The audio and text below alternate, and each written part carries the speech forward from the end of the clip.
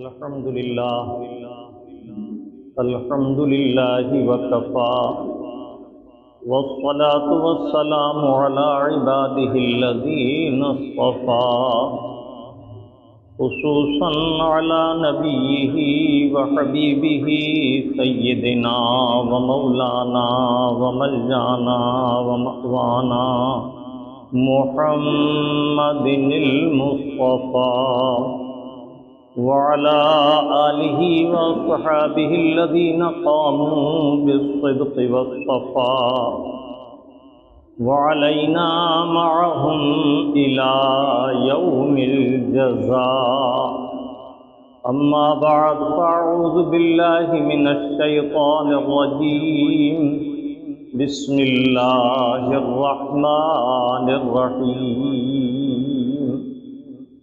ألا إن أولياء الله لا خوف عليهم ولا هم يحزنون الذين آمنوا وكانوا يتقون لهم البشرى في الحياة الدنيا وفي الآخرة لا تبديل لكلمات الله ذلك هو الفوز العظيم.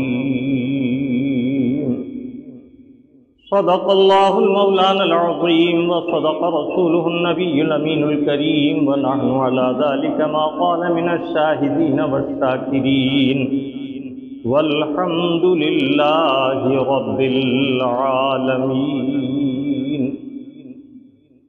سب سے پہلے انتہائی ادب و محبت کے ساتھ آقائے نامدار مدنی تاجدار سرور سروراں وجہ تخلیق کون و مکان سید الانبیاء احمد مجتبی محمد مصطفیٰ صلی اللہ تعالی علیہ وسلم کے دربار پرانوار میں درود پاک کی نظر محبت پیش کیجیے.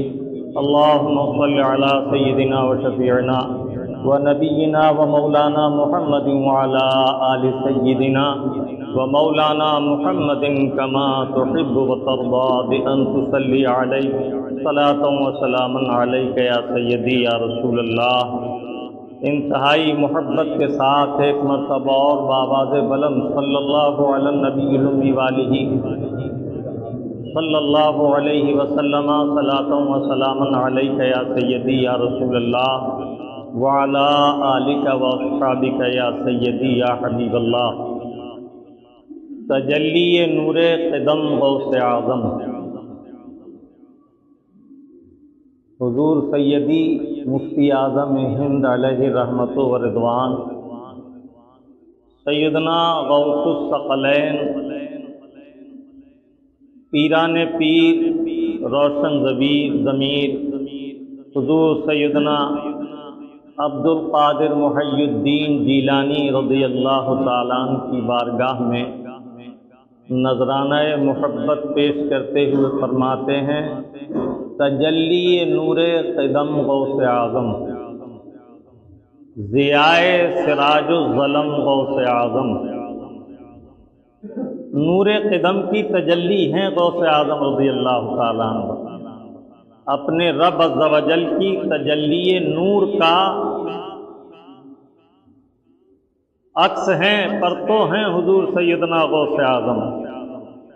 ضیائے سراج الظلم غوث اعظم تاریکیوں اندھیریوں کا روشن چراغ ہیں غوث اعظم. اب سنیے تجلی نور قدم غوث اعظم ضیائے سراج الظلم غوث اعظم. عنایت تمہاری عتم غوث اعظم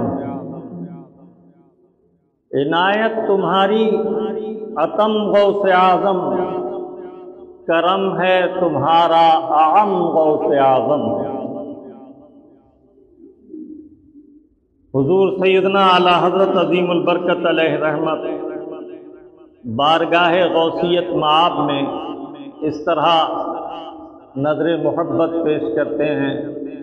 واہ کیا مرتبہ غوث ہے بالا تیرا واہ کیا مرتبہ ہے غوث ہے بالا تیرا اونچے اونچوں کے سروں سے قدم اعلیٰ تیرا سر بھلا کیا کوئی جانے کہ ہے کیسا تیرا، سر بھلا کیا کوئی جانے کہ ہے کیسا تیرا، اولیاء ملتے ہیں آنکھیں وہ ہے تلوا تیرا،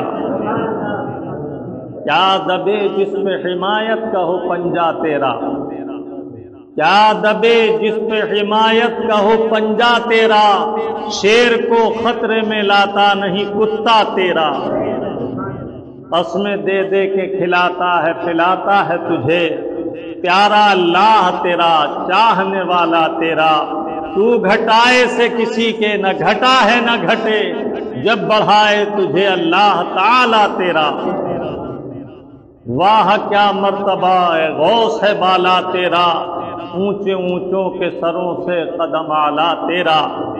درود پاک پھر دہرائیں، صلی اللہ علی النبی الامی والہ صلی اللہ علیہ وسلم، صلاۃ و سلام علیک یا سیدی یا رسول اللہ وعلی آلک و اصحابک یا حبیب اللہ۔ خطبہ مسنونہ کے بعد قرآن کریم فرقان حمید کے 11ویں پارے کی ایک آیہ مقدسہ تلاوت کرنے کا میں نے شرف حاصل کیا۔ 11ویں والے کی نسبت اللہ رب العزت کو کس قدر پیاری اور عزیز ہے کہ اس مبارک جماعت کے فضائل کے ذکر کے لیے 11واں پارہ منتخب ہوا۔ آپ کا پیارا رب عز و جل ارشاد فرما رہا ہے، الا ان اولیاء اللہ لا خوف علیہم ولا هم یحزنون، خبردار متوجہ ہو جاؤ، متنبہ ہو جاؤ، الا حرف تنبیہ ہے، خبردار، ان اولیاء اللہ، بے شک اللہ کے ولی، اللہ رب العزت کا طریقہ کلام یہ ہے کہ جہاں کہیں منکرین کے انکار کا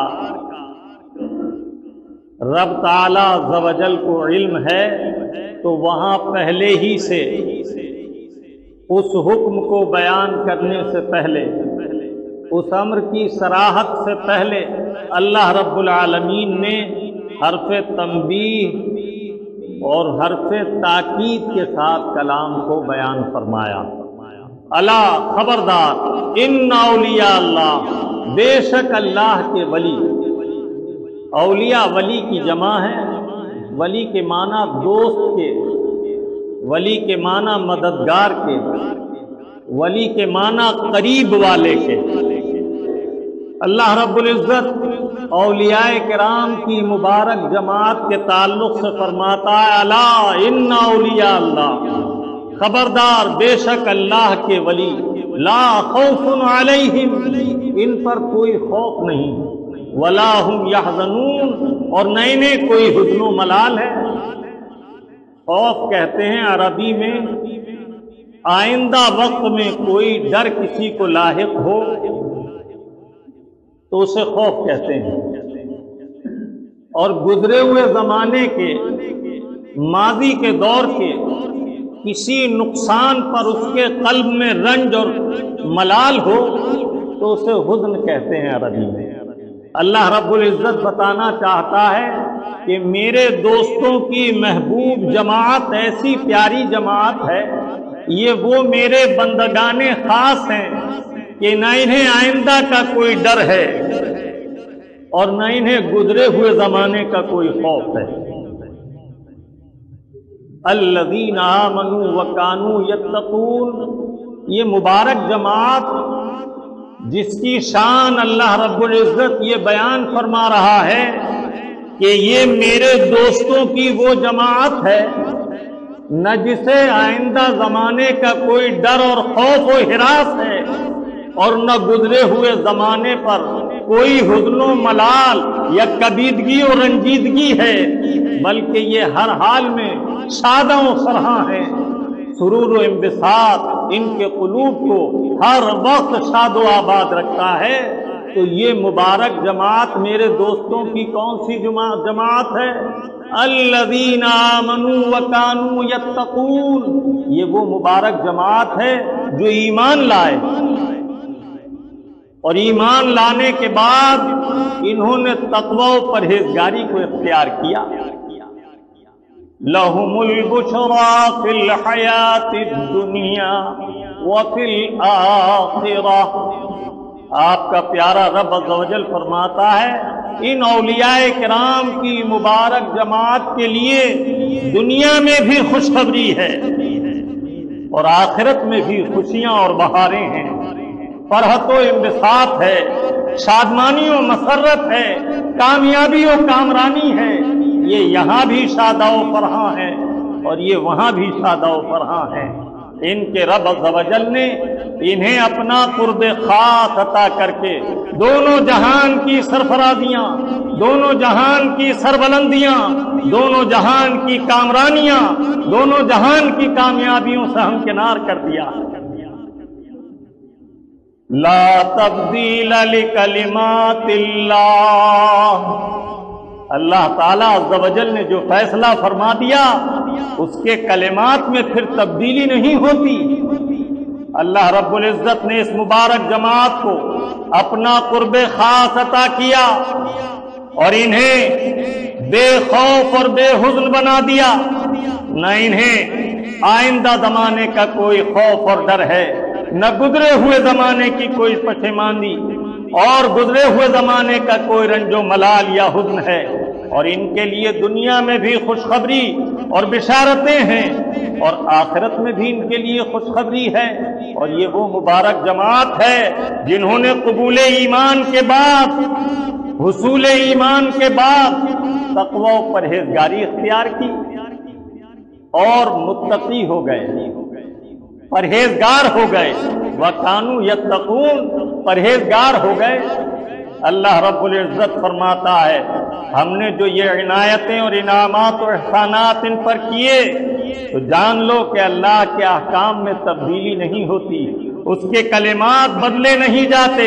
ذَلِكَ هُوَ الْفَوْزُ الْعَظِيمُ، اور دونوں جہان کی خوشیاں، دونوں جہان کی مسرتیں اور اللہ رب العزت کا قرب خاص، یہی وہ عظیم اور بڑی کامیابی ہے جو اللہ رب العالمین مومنین سے چاہتا ہے۔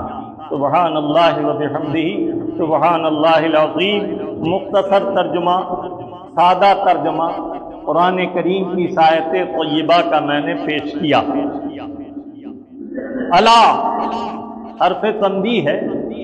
آپ نے دیکھا ہوگا جہاں کوئی خطرے کی جگہ ہوتی ہے تو وہاں سرخ قلم سے لکھا جاتا ہے خطرہ، اور ہم ہندوستانیوں میں ہندی بھاشا میں لکھا جاتا ہے ساودھان، اور عربی میں لکھا جاتا ہے انتباہ، اور کہیں لکھا جاتا ہے انتباہ الہام۔ تو عربی میں الا حرف تنبیہ ہے، یہ انتباہ ہام کے لیے آتا ہے، بہت زیادہ سترک کرنا، بہت زیادہ توجہ دلانا۔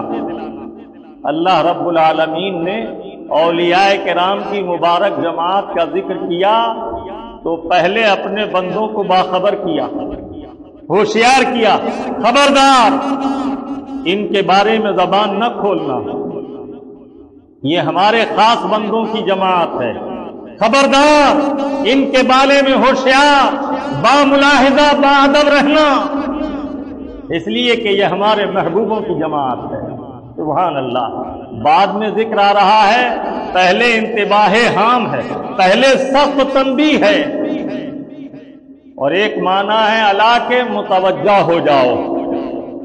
بے توجہ کوئی بیٹھا ہے، کوئی اہم بات کہنی ہو تو کہا جاتا ہے میری طرف متوجہ ہو۔ آپ بار بار لفظ متوجہ سنتے ہیں، کبھی سوچا یہ متوجہ لفظ کیسے بنا؟ یہ وجہن سے بنا ہے۔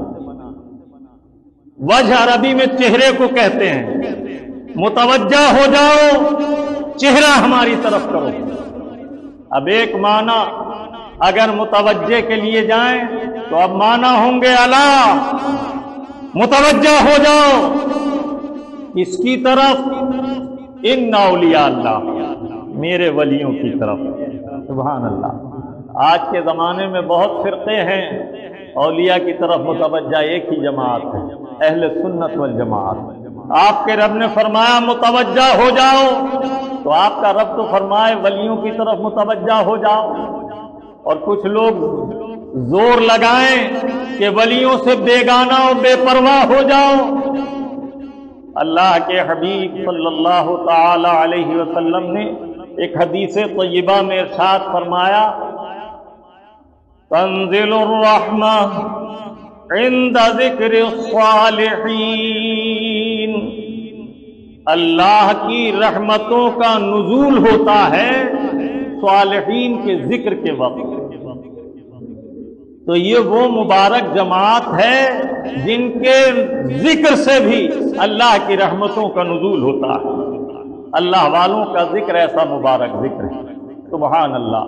تو اللہ تعالیٰ کے حبیب نے کیا فرمایا کہ اللہ کا رحمتوں کا نزول ہوتا ہے اللہ کی طرف سے جب اللہ والوں کا، صالحین کا ذکر کرو۔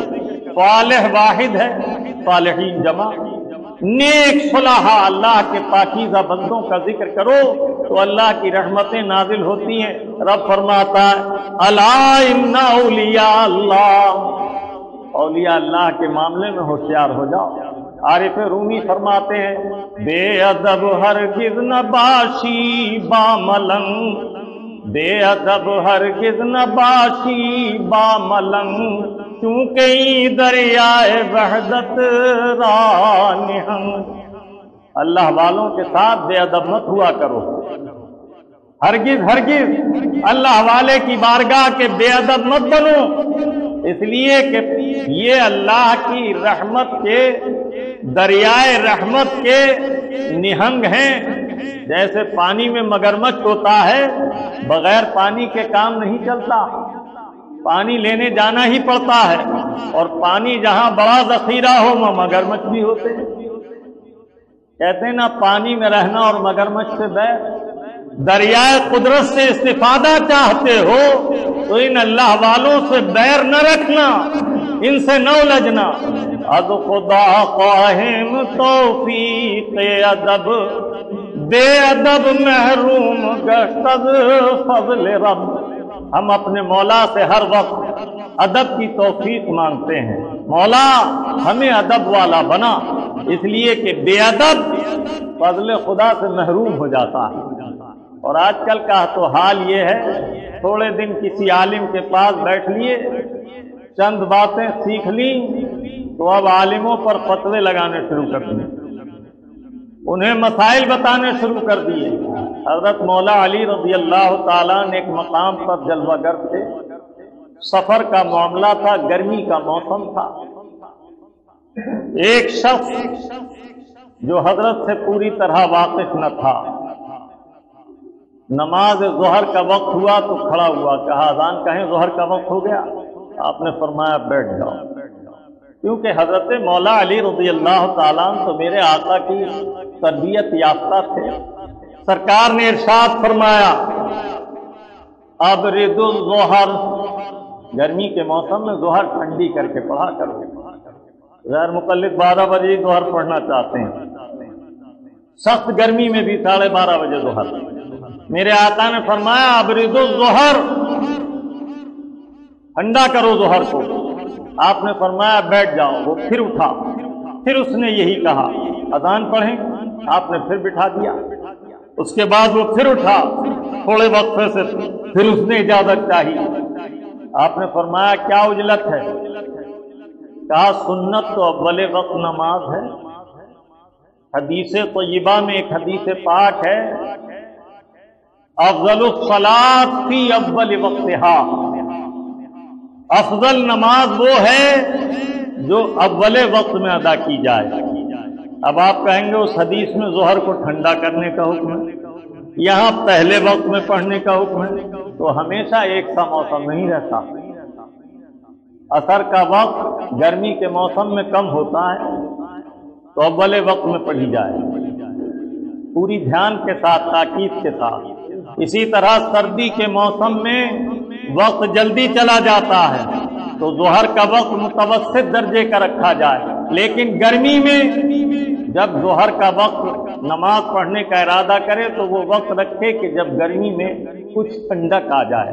میرے آقا سفر میں ہوتے اور ظہر کا وقت ہوتا تو سرکار فرماتے ابھی اور ٹھنڈا کرو، یہاں تک کہ ٹیلوں کا سایہ زمین پر نظر آتا۔ چھوٹے ٹیلے کا سایہ دیر سے پڑتا ہے۔ تو حضرت مولا علی رضی اللہ تعالیٰ عنہ نے جب اس نے پھر جلدی کی تو فرمایا یہ کتا ہمیں سنت سکھا رہا ہے۔ کیا مطلب؟ ادب سکھایا۔ جو جاننے والے ہوں، حکم ہر جگہ یکساں نہیں ہوتا، احکام کبھی مقام کے لحاظ سے بدلتے ہیں، احکام کبھی مقام کے لحاظ سے بدلتے ہیں۔ دیکھو میں ایک ایسی مثال دوں جسے تم کبھی نہ بھولو گے انشاءاللہ۔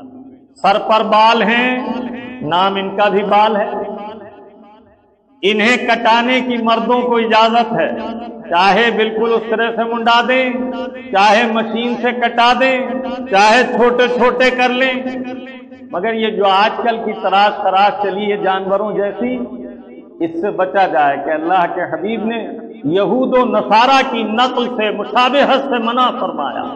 میرے آقا فرماتے ہیں من تشبہ بقوم فہو منہم۔ اللہ پاک نے جو رنگ عطا کیا ہے اس رنگ پر قائم رہو، جانوروں جیسے بال نہ رنگواؤ۔ اسی طرح سر پہ بال کھڑے ہیں دائیں بائیں سے کٹا دیے، یہ طریقہ خلاف سنت بلکہ ناجائز ہے، اور فقہائے کرام نے اسے، اپنے متقدمین فقہائے کرام نے سب نے حرام لکھا۔ بال یکساں ہونے چاہیے، تو مرد کے سر پر بال ہوں کٹانے کی اجازت، لیکن اگر ذرا سا نیچے آئیے تو یہ یہاں جو بال ہیں آنکھوں کے اوپر، فارسی میں مزگان، اردو میں آپ بھویں کہتے ہیں، بھویں کاٹنا جائز نہیں، ان کا کاٹنا ناجائز مکروہ تحریمی ہے، اس لیے کہ یہ بال بڑھتے نہیں، جب انہیں کاٹنے لگو تو یہ بڑھنے لگتے ہیں اور بڑھ کر آنکھوں کے آگے آئیں گے۔ تو دیکھو آپ انہیں بال نہیں کہتے، بھویں کہتے ہو، حالانکہ ماہیت میں یہ بھی بال ہے۔ اور ذرا سا نیچے اترو تو اب پھر نام بدل گیا، پلک، آنکھ کے کنارے پر پلک ہیں، ان پلکوں کا مونڈنا کاٹنا یہ بھی ناجائز و مکروہ تحریم، اور بعض فقہا نے تو حرام فرمایا، اس لیے کہ یہ آنکھ کی حفاظت کے لیے رب تعالیٰ نے عطا کیے ہیں، ان کی حفاظت کرو، انہیں کاٹو مت، اکھیڑو مت، اکھیڑنے سے مرض پیدا ہوگا۔ تو بال یہ بھی، بال یہ پلکیں بھی، لیکن مقام بدلا تو نام بدلا، نام بھی بدلا احکام بھی بدلے۔ اور ذرا سا نیچے آئیے تو پوچھے، اس کے لیے میرے آقا نے فرمایا قص الشوارب، مونچھوں کو چھوٹا کرو، پست کرو۔ اللہ کا بے شمار انعام ان لوگوں پر ہوتا ہے جو مونچھیں پست رکھتے ہیں، اور جن کے کھانے میں مونچھیں گرتی ہیں انہیں امراض آتے ہیں۔ اور آگے آئیے، ذرا سا اور نیچے ہو جائیے تو یہ چھوٹی سی ایک داڑھی جسے بچی بھی کہتے ہیں اور امام بھی کہتے ہیں، اس کا مونڈنا حرام۔ آج کل ایک بیماری یہ چلی ہے کہ داڑھی رکھتے ہیں اور اسے منڈوا دیتے ہیں۔ ایسا ہی داڑھی رکھنا یہ سنت واجبہ، سنت متوارثہ، اور اس کا منڈانا حرام، اور چھوٹی کرانا، کٹانا یہ بھی حرام، صاف حکم ہے اس کے لیے۔ قص اللحیۃ حرام وحلقها حرام، داڑھی منڈانا اور کٹانا دونوں حرام ہے۔ والسنت فیہا قبضۃ، اور داڑھی پوری سنت کے مطابق ایک مٹھی رکھنا ہے، یہ حکم ہوا۔ اب میں بتا رہا تھا کہ مقام بدلنے سے احکام بدلتے ہیں، تو آپ نے دیکھا، اب میں یہیں رک جاتا ہوں، اس کے آگے کے احکام آپ لوگ خود عالم خیال میں سوچو کہ ہر جگہ کے بال کے لیے علیحدہ علیحدہ حکم ہے، اور ماہیت میں بال ہے لیکن نام بھی علیحدہ، احکام بھی علیحدہ ہے نا۔ مقام بدلا، کام بدل گیا، نام بدل گیا، احکام بدل گئے۔ لہذا کسی عالم سے کوئی ایک مسئلہ سن کر یہ مت سمجھ لو کہ آپ اس کے ماہر ہو گئے۔ اللہ تعالیٰ خیر کی توفیق عطا فرمائے۔ آج کی تقریر میں میں چاہتا ہوں کہ کچھ زور حضور سیدنا غوث العظم رضی اللہ تعالیٰ عنہ کی بارگاہ میں خراج محبت پیش کیا جائے۔ حضور سیدنا غوث اعظم، پیر پیراں، میر میراں، غوث الثقلین، قطب ربانی، محبوب سبحانی، محبوب یزدانی، سیدنا شاہ سلطان الاولیاء عبد القادر محی الدین جیلانی رضی اللہ تعالیٰ عنہ۔ اولیاء کرام میں اللہ تعالیٰ عز و جل نے امت مصطفیٰ میں بڑی بڑی شان والے اولیاء کرام پیدا فرمائے، لیکن بعض خصوصیات کے اعتبار سے حضور سیدنا غوث الاعظم رضی اللہ تعالیٰ عنہ کا مقام عظمت یہ ہے کہ بلا شک وہ سلطان الاولیاء ہیں، سید الاولیاء ہیں، قدوۃ السالکین ہیں، زبدۃ العارفین ہیں، صدر المقربین ہیں، اور اللہ رب العالمین کے پیارے محبوب کے محبوب ہیں۔ سبحان اللہ۔ سن ہجری 470 میں ان کا ورود مسعود ولادت باسعادت ایران کے قصبہ گیلان میں ہوئی۔ ایران عجمی ملکوں میں شمار ہوتا ہے غیر عرب، وہاں کی مادری زبان فارسی ہے۔ حضور سیدنا غوث اعظم رضی اللہ تعالیٰ عنہ کی تصنیفات عربی اور فارسی دونوں میں ہیں۔ آپ نے اشعار بھی عربی اور فارسی دونوں میں قلم بند فرمائے۔ بہترین ادیب، عربی کے بھی ماہر اور فارسی کے بھی ماہر، اور اس کے علاوہ علم کلام، علم فقہ۔ اس سے اندازہ کیجئے کہ حضور سیدنا غوث اعظم رضی اللہ تعالیٰ عنہ خود ارشاد فرماتے ہیں کہ آپ نے تقریباً 40 سال تک علم دین کا اکتساب کیا۔ 17 محدثین کرام سے علوم حدیث سیکھے اور متعدد باوقار علم فقہ کے فقہاء عظام سے، جیسے حضرت ابو زکریا یحییٰ یا حضرت محمد باقلانی، یا اسی طرح حضرت سیدنا ابو سعید مخرمی، ان جیسے جلیل القدر فقہاء سے علم فقہ سیکھا۔ خود سرکار غوثیت مآب اپنے قصیدے میں ارشاد فرماتے ہیں، درست العلم حتی صرت قطبا، درست العلم حتی صرت قطبا وللت السعد من مولا الموالی۔ میں علم دین حاصل کرتا رہا، علم سیکھتا رہا، یہاں تک کہ مجھے قطبیت کے مرتبے سے نواز دیا گیا۔ وَنِلْتُ السَّعْدَ مِنْ مَوْلَى الْمَوَالِي، اور تمام سعادتوں کے خزانے مولاؤں کے مولا اپنے رب ذوالجلال سے مجھے حاصل ہو گئے۔ سبحان اللہ و بحمدہ، سبحان اللہ العظیم۔ یہ ایسے ولی کامل گزرے ہیں کہ ہر زمانے کے اولیاء کرام جو ان سے پہلے آئے وہ بشارتیں دیتے اور ان کے تشریف لانے کی خوشخبریاں سناتے رہے۔ اولیاء کرام کے لیے اللہ تعالی مغیبات کے حجابات اٹھا دیتا ہے اور ان کو کشف کے ذریعے وہ امور جو آئندہ ہونے والے ہوتے ہیں وہ انہیں بھی ایسے ہی ملاحظہ کرتے ہیں جیسے سامنے کے امر کو۔ اس کا اندازہ آپ اس بات سے لگائیے کہ حضور سیدنا شیخ بہاؤالدین نقشبندی رحمت اللہ تعالی علیہ، جو سلسلہ نقشبندیہ کے مورث اعلیٰ ہیں، وہ فرماتے ہیں، میں اس وقت تک کسی کو مرد کامل نہیں جانتا جب تک وہ اللہ کی کائنات کو ایسے نہ دیکھے جیسے اس کے ہاتھ کے انگوٹھے کا ناخن۔ یعنی ان کے نزدیک کائنات الہیہ کو ایسے ملاحظہ کرنا جیسے ہاتھ کے انگوٹھے کا ناخن، یہ ان کے نزدیک معیار ہے کامل مرد مومن کا جسے تقرب الہی کی منزل حاصل ہوئی۔ سبحان اللہ۔ اور دیگر بزرگان کرام کے ارشادات بھی ایسے ہی ہیں۔ ایک سیدی حضرت علامہ محمد کیس رحمت اللہ تعالی علیہ، جو حضور سیدنا غوث اعظم سے پہلے زمانے کے اولیاء کاملین میں سے ہیں، وہ ارشاد فرماتے ہیں، کسی مرید نے عرض کیا کہ حضور پیر ہونے کے لیے، آج کل کے پیر جو گھومتے ہیں ڈنڈا لے کر، انہیں بھی دیکھو اور ان اولیاء کرام کے ارشادات بھی سنو۔ علم سے کوئی تعلق نہیں اور صوفیت اختیار کر لی، پیر بن گئے اور علماء کو بری بھلی باتیں بکتے ہیں۔ حسن ہارون کا حال دیکھو بلال پت میں کیا کر رہا۔ تمام علماء اہل سنت والجماعت کو علی الاطلاق گالیاں دیتا، اور حال یہ ہے کہ خطبہ پڑھنا نہیں آتا، ایک سطر عبارت نہیں پڑھ سکتا۔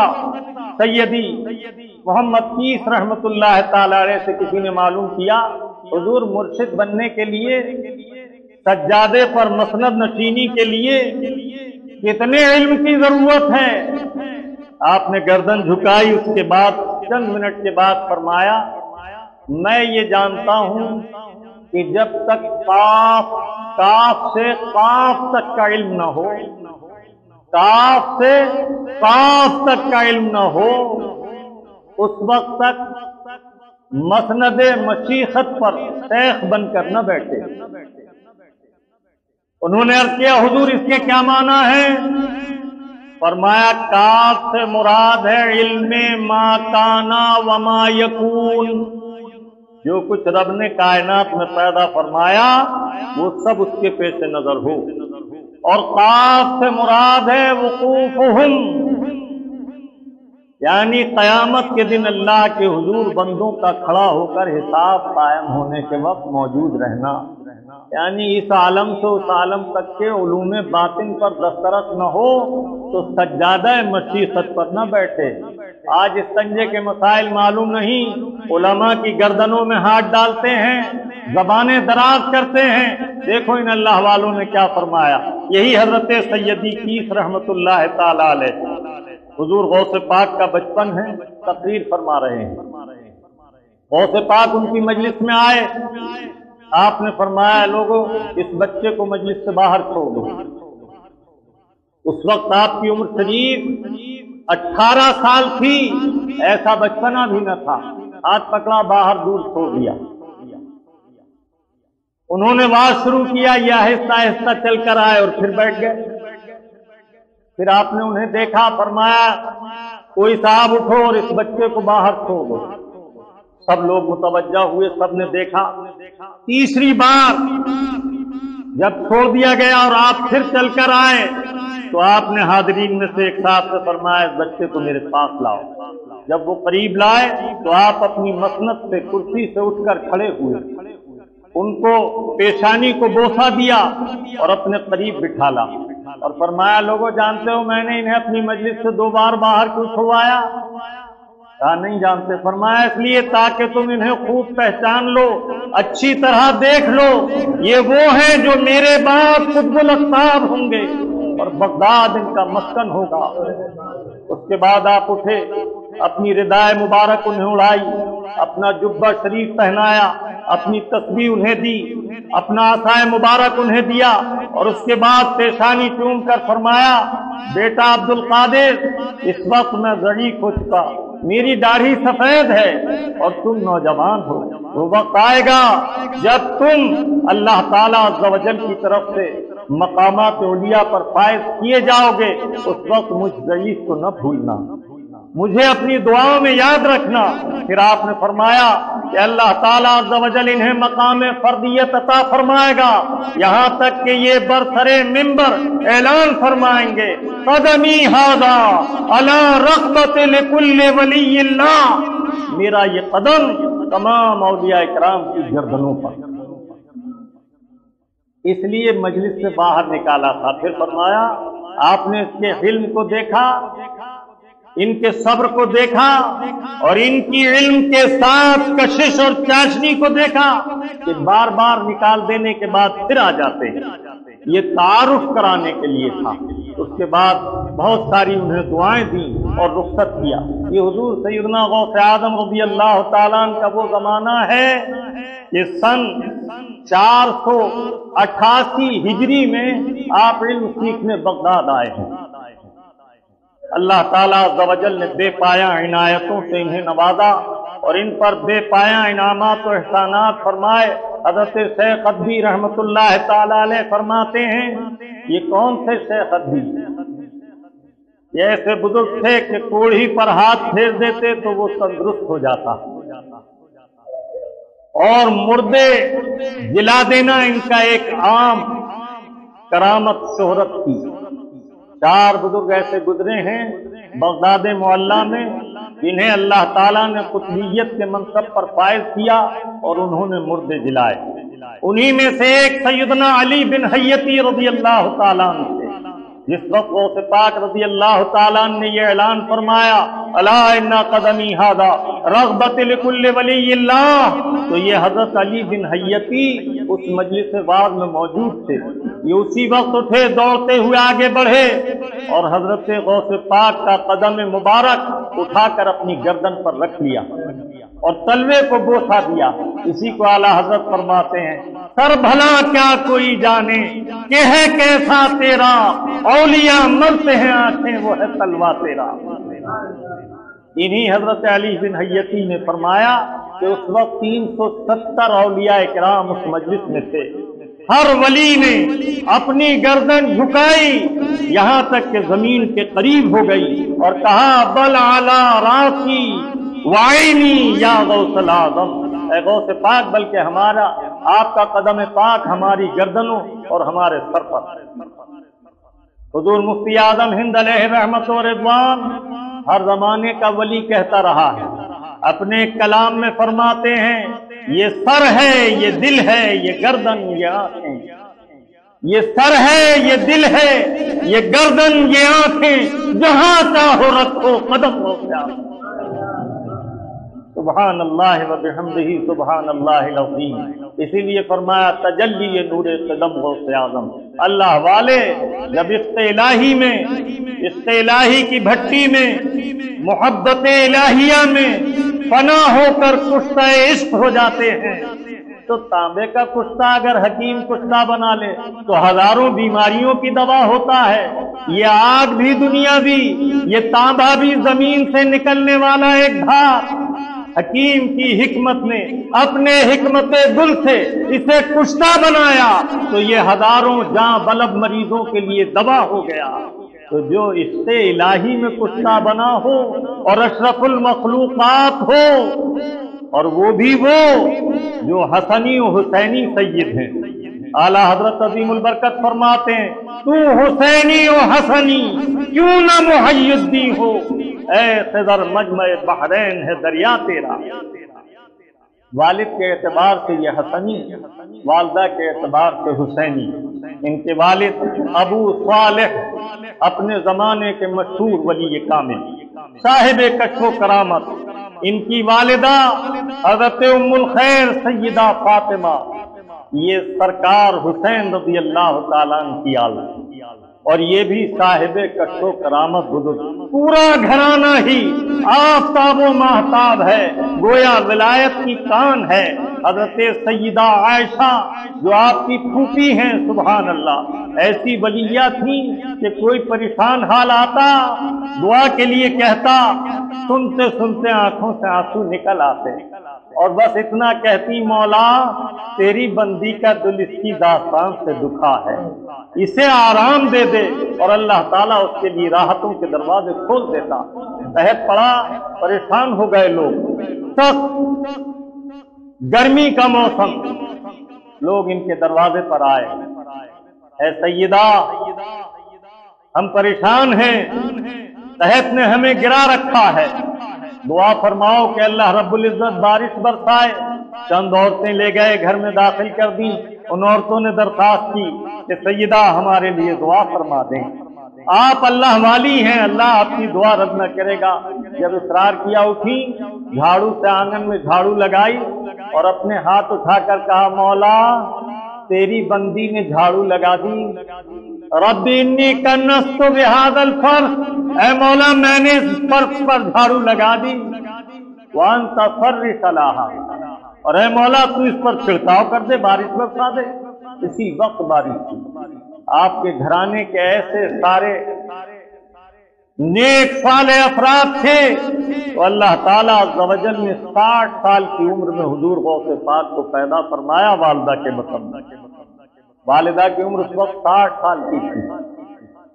عادی طور پر یہ محال ہے، لیکن اللہ تعالیٰ کی طرف سے یہ بھی ایک غوث پاک کی کرامت ہے کہ اتنی عمر میں اللہ تعالیٰ نے انہیں پیدا فرمایا اور ایسا باکمال فرمایا۔ سبحان اللہ و بحمدہ۔ چند اشعار قصیدہ غوثیہ کے میں عرض کروں، اس کے بعد تقریر ختم کرتا ہوں۔ یہ ارشاد فرماتے ہیں اپنے کلام میں، نظرت الی بلاد اللہ جمعا کخردلۃ علی حکم اتصالی۔ اللہ کے شہروں کو میں ایسے دیکھتا ہوں جیسے رائی کا دانہ ہتھیلی پر رکھا ہوا دیکھتا ہوں۔ کہاں ہیں یہ اہل گہلے وہابی؟ رسول اللہ کے علم کے بارے میں باتیں کرتے ہیں، حضور کے شہزادے کا علم دیکھیں، اس پار کا جب یہ عالم ہے اس پار کا عالم کیا ہوگا؟ محتاج کا جب یہ عالم ہے مختار کا عالم کیا ہوگا؟ یہ تو اپنے آقا کے در کے سوالی ہیں، ان کے دربار میں آؤ، کیا فرماتے ہیں؟ نظر تو الی بلاد اللہ جمعا، اللہ کے تمام شہروں کو میں ایسے دیکھتا ہوں کیا خردلۃ علی حکم اتصالی، جیسے رائی کا دانہ ہتھیلی پر دیکھا جائے۔ علی حکم اتصالی ایک آدھ منٹ کی بات نہیں، مسلسل پیغام ہر وقت میرے پیش نظر ایسا ہی رہتا ہے۔ سبحان اللہ۔ ولادت ہوئی رمضان میں، دن میں دودھ نہیں پیا، یہاں تک کہ یہ شہرت عام ہو گئی، ولد للاشراف ولد لم یرضع فی رمضان۔ سادات کرام میں ایک بچہ پیدا ہوا ہے جو رمضان میں دن میں دودھ نہیں پیتا۔ آئندہ سال چاند میں گھپلا ہوا، کچھ کہنے لگے چاند ہوا، کچھ کہنے لگے نہیں ہوا۔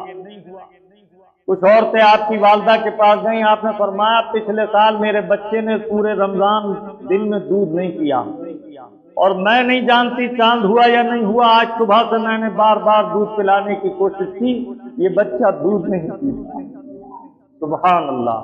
یہ ہے حضور غوث اعظم رضی اللہ تعالیٰ عنہ کی شان عظمت۔ رہے پابند احکام شریعت بچپنے ہی سے، نہ چھوٹا چیر خواری میں بھی روزہ غوث اعظم۔ بحمد اللہ، میں ہوں نام لیوا غوث اعظم کا، مجھے دونوں جہاں میں ہے سہارا غوث اعظم کا۔ اللہ تعالی ہمیں اولیاء کرام کی سچی محبت عطا فرمائے اور ان کے دامن کرم سے وابستہ رکھے، مسلک اہل حق اہل سنت والجماعت پر جلائے اور اسی مسلک حقہ پر خاتمہ بالخیر فرمائے۔ زندگی بخیر رہی تو انشاءاللہ آئندہ جمعے میں پھر اسی آیت طیبہ پر کچھ دیر گفتگو کروں گا۔